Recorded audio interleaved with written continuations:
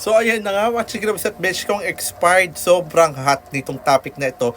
Kasi si Miss Jam Magno, nag-post siya, di ba? Ang sabi niya na hindi daw niya iboboto yung magiging president na si Sara kasi mas matalino pa raw siya. Kaya ngayon binakbakan talaga siya ni Ma'am Eloy Bogres. At ito, totoo to. Yan ang sinasabi ko sa inyo eh.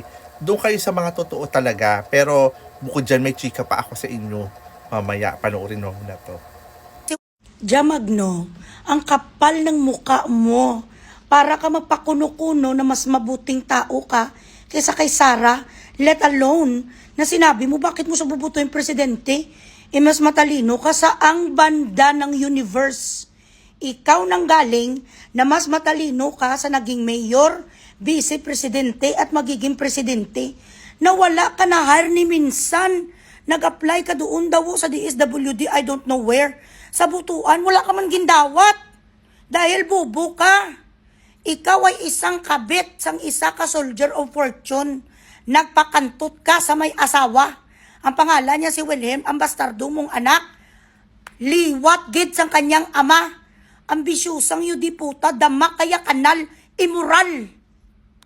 Jamag. Oh, ayan, di ba? And according to my source pa, alam nyo ba mga chiklabs at bitch kong expired, yan pala hindi talaga siya mayaman. Siya ay ampun lang ng mayaman.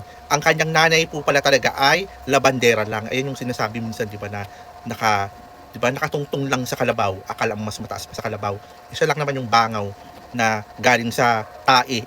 Wala naman isa yan, di ba? Ang ingay din pala pati niyan, di ba? Ang daming in-emote. Saka bayaran. OMG, nakakaya, di ba? Kung sa bagay bayaran, alam mo na, lahat gagawin para lang umangat sa buhay at the same time makapanira ng kapwa, di ba? Yung mga nilalaban mong politiko, man talagang ginawa dahil.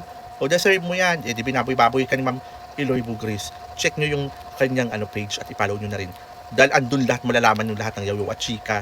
So ayan, deserve mo yan, Miss Jam Magno. Yun lang sa akin, di ba? Kung ano kasing ginawa mo sa kapwa mo, mangyayari din sa'yo, gagawin din sa'yo. Kaya kung ayaw mong gawin sa'yo ng kapwa mo, wag mo ang gawin sa'yo. Di ngarag ka ngayon, patay ka ngayon, sira ka, di ba? Diba? Karma.